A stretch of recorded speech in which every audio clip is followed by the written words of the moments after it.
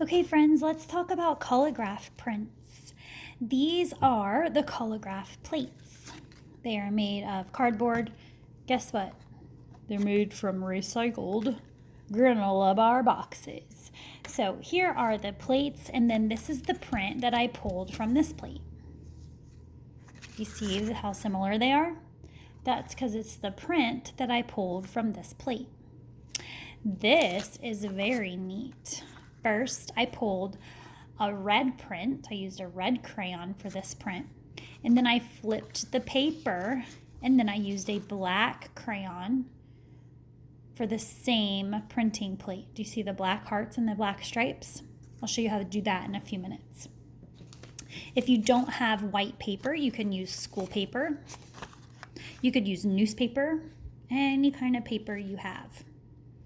All right, let's go ahead and talk about how we make our plates. You need to go on a scavenger hunt in your recycling bin. Ms. Cunningham found an old granola bar box. I cut it up, and to make a printing plate, you have to have a plate.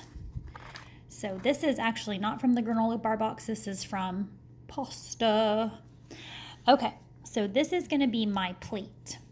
And then you have two options. To create your plate, you can do a design, like a actual design, like a heart or a flower or anything you want. Or you could do more abstract, where you're just cutting out different shapes and gluing them on.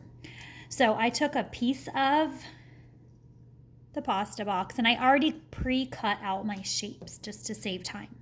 Okay, so now we're going to create our plate. That must have been on the granola bar box. You need some glue, but it doesn't have to be a glue stick. It can be white glue. And you just lay out the design that you want. Ms. Cunningham is making this theme a geometric shape theme.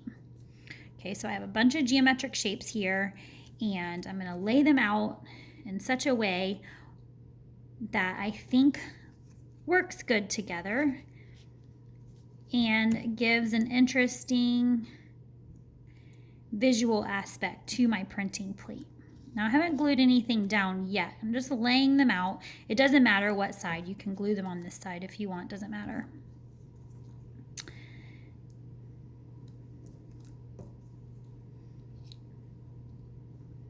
I think that looks pretty good. All right, now when you have them laid out the way that you want them, you glue. So I'm just gonna quickly glue them down to my printing plate. This is creating a relief. A relief means that it's not flat anymore. These shapes are sticking up from the plate, and that's going to create our rubbing.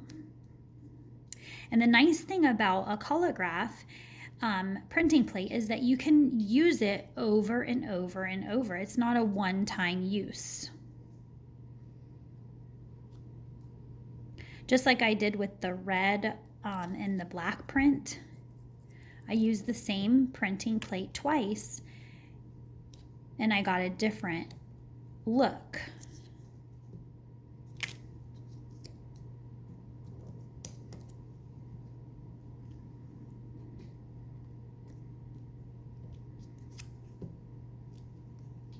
It's important that you let this dry. So if you're using white school glue, you're going to let it sit for a little while until the glue dries. Okay, now that we have our plate finished, it's time to print from our plate. So I have some paper that's already cut. And I have some crayons that are naked. They don't have their paper on them. You lay the crayon down flat, and you're holding the paper and the printing plate underneath. And you just rub across all the texture so that you can get all your shapes to come through.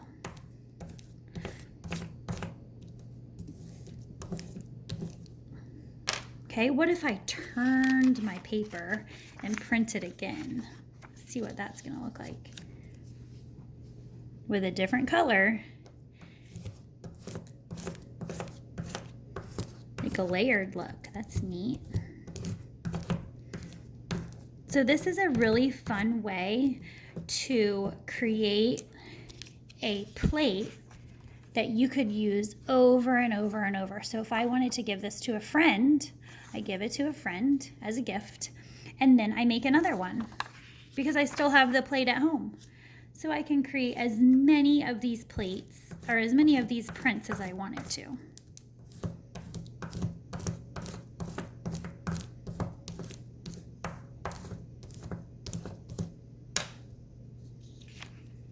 What if I turned it sideways this time? Let's see what that looks like.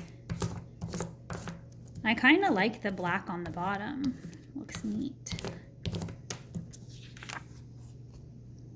Okay, so remember, you can do an abstract with geometric shapes. You can do, this really isn't an abstract, I don't think. It's just some different shapes. Or you can do a plate that has a focal point with other things around it. So it is totally up to you, but it's a fun project to use with recycled objects.